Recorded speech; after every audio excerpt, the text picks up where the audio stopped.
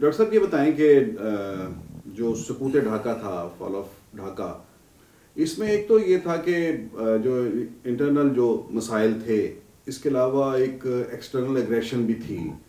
تھوڑا سا روشنی ڈالیں اس پہ کہ یہ کیوں کر یہ واقعہ پیش ہوا، پاکستان دو ٹکڑے کیوں ہوا؟ دیکھیے، اس میں دونوں فیکٹرز ہیں، انٹرنل بھی ہیں ایکسٹرنل بھی ہیں. انٹرنل فیکٹرز کا تعلق تو پاکستان کی پولیٹکس اور پاکستان کی اقتصادیات پہ ہے. جب ہم ایکسٹرنل فیکٹر کی بات کرتے ہیں تو اس میں ہم انڈیا کے رول کی بات کر رہے ہوتے ہیں، اور ویسٹرن کنٹریز یا امریکہ کا ایک رویہ تھا کہ اس نے یہ چیز ہونے دی. لیکن ہندوستان نے پاکستان کے اندر جو ایک اندرونی مشکلات تھیں اس کو اپنے ایڈوانٹیج کے لیے استعمال کیا، کیونکہ روایتی طور پر ہندوستان اور پاکستان کے تعلقات خراب تھے،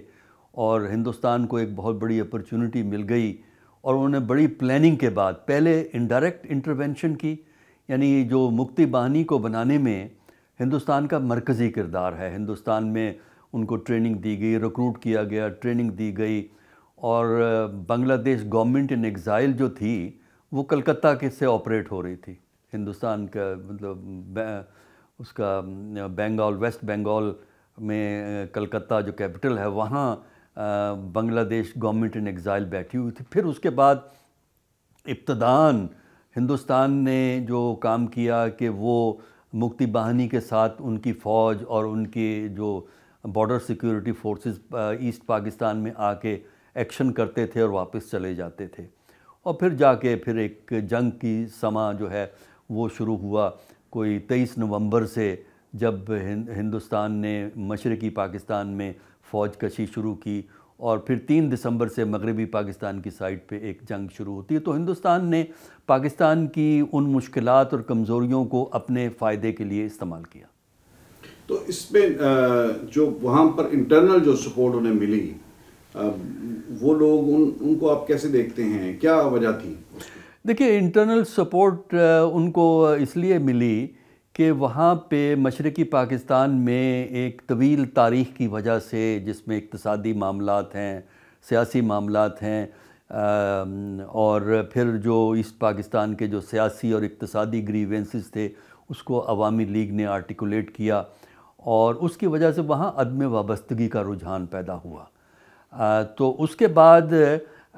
جب پاکستان کے فوجی حکومت نے ملٹری ایکشن کا فیصلہ کیا 25 اور 26 کی درمیانی رات کو، تو اس کے بعد عوامی لیگ کے بیشتر جو لیڈرز تھے وہ ہندوستان چلے گئے. اور جب وہ ہندوستان پہنچ گئے اور ہندوستان حکومت سے ان کا رابطہ ہو گیا، تب جا کے ہندوستان نے ایک ٹف سٹینڈ لیا. اگر آپ ہندوستان کا پہلا ری ایکشن دیکھیں جب ملٹری ایکشن ہوتا ہے، وہ کافی کوشس تھا، کیونکہ ابھی ان کے ہاتھ میں کوئی چیز نہیں آئی تھی. لیکن جب یہ جو لیڈرشپ تھی بہت سی جو ہندوستان پہنچ گئی، ان کا رابطہ کلکتہ میں ہو گیا، کچھ دلی پہنچ گئے مارچ کے اینڈ تک، پھر ہندوستان نے ایک واضح سخت گیر پالیسی اڈاپٹ کی، اور اس کے بعد پہلے ڈپلومیٹک لیول پہ انہوں نے انڈیا پاکستان کے خلاف کام کیا،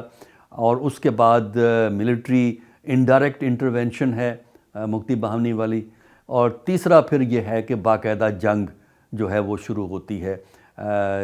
پہلے ایسٹ پاکستان میں، اور اس کے بعد پھر ویسٹ پاکستان میں بھی جنگ جو ہے وہ شروع ہو جاتی ہے. تو اس لیے عدم وابستگی کا رجحان اتنا زیادہ تھا کہ انہیں جو وہاں پہ عوامی لیگ کے سپورٹر تھے وہ سب انڈیا کے ساتھ کوآپریٹ کر رہے تھے. بھارت کو اس ساری کارروائی سے کیا حاصل ہوا؟ دیکھیے، بھارت کو سب سے بڑا فائدہ تو یہ ہوا کہ وہ پاکستان کو اپنا دشمن سمجھتا ہے، دشمن ملک سمجھتا ہے بھارت. تو اس نے اپنے دشمن کو نیچا دکھایا. اس وقت 1971 کے کانٹیکسٹ کی ہم بات کر رہے ہیں. اور اس کے علاوہ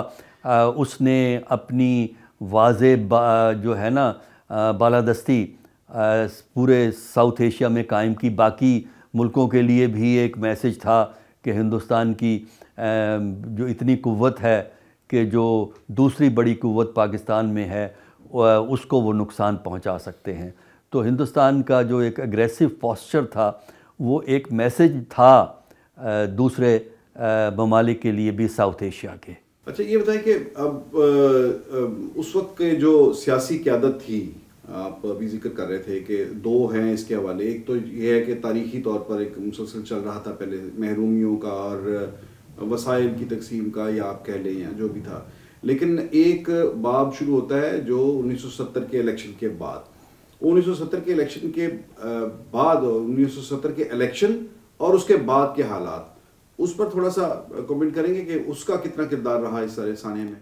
دیکھیے 1970 کے انتخابات دسمبر میں وہ انتخابات ہوئے تھے، اور پھر نیگوسیشن کا جو پروسیس تھا وہ جنوری میں شروع ہوا تھا، جنوری کے لاسٹ ویک سے، اور پھر وہ مارچ تک چلتا رہا ہے وقفوں کے ساتھ۔ اس زمانے میں 3 بڑے پلیئر ہمیں نظر آتے ہیں۔ ایک تو جنرل یحییٰ خان جو ملٹری حکومت کو ہیڈ کر رہے تھے، یعنی گورنمنٹ آف پاکستان کو ہیڈ کر رہے تھے۔ دوسرے جو پولیٹیکل فورس تھا، ویسٹ پاکستان کی سب سے بڑی پولیٹیکل فورس ذوالفقار علی بھٹو تھے، اور ایسٹ پاکستان کی سب سے بڑی پولیٹیکل فورس شیخ مجیب الرحمن تھے۔ عوامی لیگ تھی، یہاں پیپل پارٹی بڑی پارٹی تھی، ادھر عوامی لیگ تھی۔ تو اس میں نیگوسیشنز میں بنیادی طور پر جو جھگڑا تھا کہ عوامی لیگ کا خیال یہ تھا کہ چونکہ ان کی میجورٹی ہے لہٰذا وہ مکمل طور پر 6 پوائنٹس کے اوپر ہی کانسٹیٹیوشن بنائیں گے، اور اختیارات جتنی جلد ہے ان کو ٹرانسفر کر دیے جائیں، اور وہ کوئی کمٹمنٹ دینے کو تیار نہیں تھے۔ ذوالفقار علی بھٹو کی جو پالیسی تھی وہ یہ تھی کہ وہ چاہتے تھے کہ کچھ اکوموڈیشن کی جائے، یعنی کچھ جو ویسٹ پاکستان کے کنسرنز ہیں ان کو اکوموڈیٹ کرنے کے لیے 6 پوائنٹس میں کم از کم ایک 2 پوائنٹ میں تھوڑی سی اکوموڈیشن جو ہے وہ شو کرنی چاہیے۔ ادھر فوج کا بھی ملتا جلتا پوائنٹ آف ویو تھا، بلکہ ایک سٹیج پہ فوج کا پوائنٹ آف ویو اور آپ کہہ سکتے ہیں جنرل یحییٰ کا پوائنٹ آف ویو اور جو ذوالفقار علی بھٹو کا پوائنٹ آف ویو کافی اوور لیپ ہو گئے تھے، ملتے جلتے ہمیں نظر آتے ہیں۔ تو ان میں ایگریمنٹ نہیں ہو سکا۔ جب کوئی انڈرسٹینڈنگ نہیں ہوئی اور عوامی لیگ نے یہ واضح کر دیا کہ وہ اپنی انڈیپینڈنس اناؤنس کر سکتے ہیں، کیونکہ انہوں نے کہا کہ ہماری شرائط مانو ورنہ ہمارا راستہ علیحدہ ہے، تو اس پہ جو ملٹری ایکشن جو شروع کیا، اس کے بعد انیشلی تو ملٹری ایکشن نے سچویشن کنٹرول کر لی تھی پہلے 1 ہفتے کے بعد، لیکن بات یہ ہے کہ فوج کے لیے سب سے بڑی مشکل یہ ہوتی ہے جب عوامی سپورٹ نہ ہو تو فوج ایک کامیاب آپریشن نہیں کر سکتی، اور وہاں پہ وہ سپورٹ، عوامی سپورٹ حاصل نہیں تھی۔ پھر ہندوستان کی مدد بھی عوامی لیگ کو مل گئی، جس کی وجہ سے حالات جو ہیں نا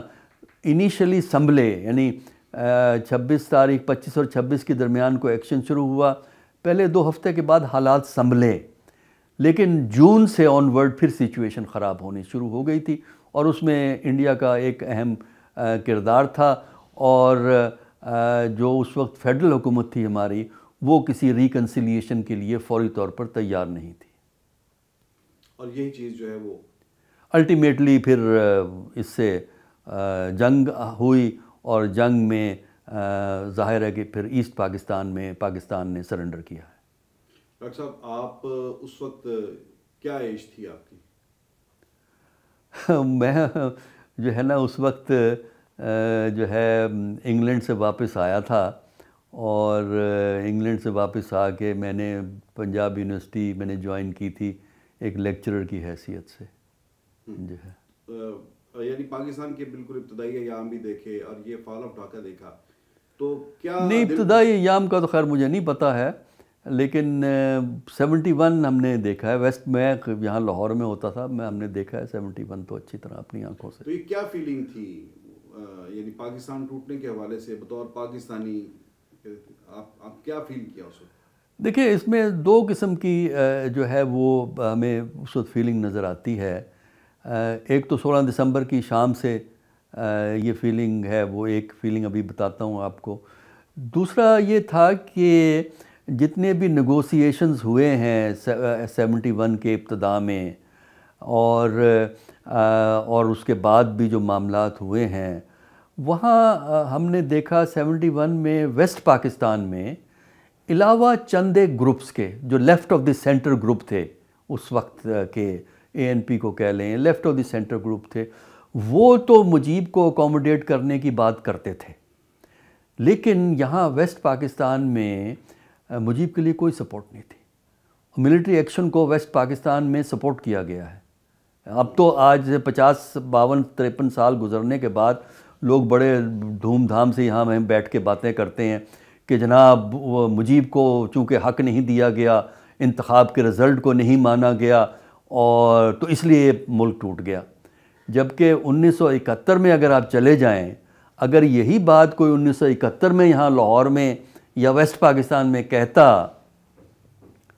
تو اس کی شامت آ گئی تھی۔ ایک قسم کا، ایک عجیب قسم کا نیرو نیشنلزم ہمیں نظر آیا، اور فوج کے جو اقدامات تھے ان کو سپورٹ تھی، علاوہ left of the centre groups جو وارن کر رہے تھے آپ کو کہ اس کے نتیجے اچھے نہیں ہوں گے۔ پھر آئیے 16 دسمبر۔ دیکھیے، سب سے پہلی بات تو یہ ہے کہ ویسٹ پاکستان میں ہمارے میڈیا نے جنگ کے بارے میں جھوٹ بولا، اور یعنی آپ کہہ لیجئے کہ 15 تاریخ کی صبح تک کسی نے، پاکستانی میڈیا نے، اس وقت تو ایک پی ٹی وی ہوتا تھا، ایک ریڈیو پاکستان ہوتا تھا، اخبارات نیکسٹ ڈے آتے تھے، میڈیا بہت چھوٹا تھا، کوئی ایسی خبر نہیں ہمیں دی کہ ایسٹ پاکستان میں کیا صورت ہے، حالات کنٹرول میں ہیں۔ یہ خبر ملتی ہے 14 تاریخ تک۔ بولیدہ بات ہے کہ جو انٹرنیشنل میڈیا تھا، Voice of America, B B C سے جو لوگ سنتے تھے ان کو پتہ تھا کیا ہو رہا ہے، لیکن 15 تاریخ کو پھر بتایا گیا کہ کیا معاملہ ہو گیا، اور 16 تاریخ کو جو ہے وہ خبریں ظاہر آ گئی تھیں جو کچھ ہوا تھا ایسٹ پاکستان میں۔ تو اس شام اور اگلے دن 17 تاریخ کو، جس دن یحییٰ خان نے 17 کو ایک تقریر بھی کی تھی ریڈیو پہ آ کے، ایک ایسا منظر تھا، ایسا احساس تھا جیسے کوئی آپ کے گھر میں کوئی بڑے عزیز کی موت ہو گئی ہے۔ ایک سناٹا تھا، ایک غم تھا، افسوس تھا، غصہ بھی تھا۔ تو عجیب قسم کا سما تھا کہ کوئی ایکسپلین نہیں کر سکتا تھا، نہ کوئی زیادہ بات کر رہا تھا، لیکن جو ہے حالت، سب کے دل جو ہے نا ایک طرح سے بیٹھے ہوئے ہمیں نظر آئے۔ تو ایک بڑی عجیب سی کیفیت تھی 16 تاریخ کی شام کو اور 17 18 کو۔ پھر اس کے بعد جب بھٹو نے اقتدار سنبھالا 20 دسمبر 1971 کو، تو اس وقت تھوڑی سی حوصلہ بڑھنے کا سلسلہ شروع ہوا، ورنہ 2-3 دن حالات یہاں ڈپریشن تھا، ہاں جو صحیح لفظ ہے، ایک بڑا سخت قسم کا ڈپریشن تھا جو ہمیں نظر آیا۔ اور 17 سے یحییٰ خان کے خلاف سڑکوں پہ نعرہ بازی شروع ہو گئی تھی، یحییٰ خان کے خلاف لاہور میں، کراچی میں 17 18 19 کو آپ کو یہ چیزیں نظر آتی ہیں، اور یہ چیزیں اخبار میں رپورٹ ہوئی ہیں۔ اگر آپ اس زمانے کے اخبارات اٹھائیں، جو میں باتیں کہہ رہا ہوں، آپ کو یہ چیزیں وہاں مل جائیں گی۔ آپ سمجھتے ہیں کہ اگر آپ کہہ رہے ہیں کہ یہاں کوئی یہ بات نہیں کر رہا تھا، اس وقت نہیں بات کر رہا تھا، اگر اس وقت یہ بات مغربی پاکستان سے ہوتی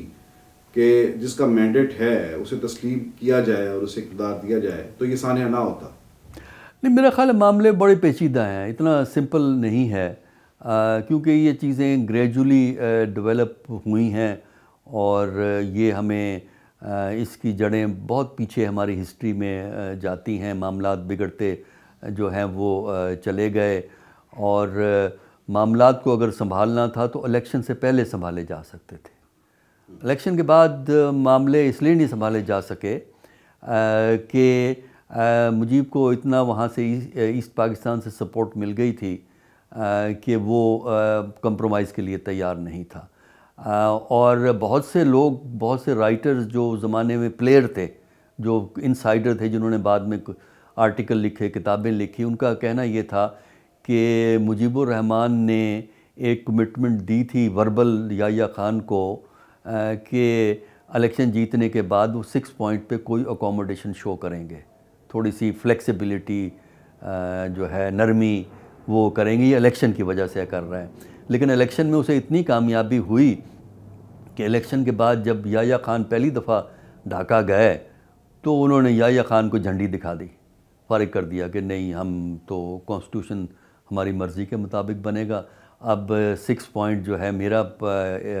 پروگرام نہیں ہے، بلکہ یہ پورے عوام کا، ایسٹ پاکستان کی عوام کا پروگرام ہے جسے میں نہیں بدل سکتا۔ تو وہاں سے پھر معاملات بگڑ گئے۔ تو میرا خیال یہ ہے کہ اگر معاملات کو سنبھالنا تھا تو الیکشن سے پہلے سنبھالے جا سکتے تھے، الیکشن کے بعد معاملات جو ہے وہ سنبھلنے کے امکانات نہیں تھے۔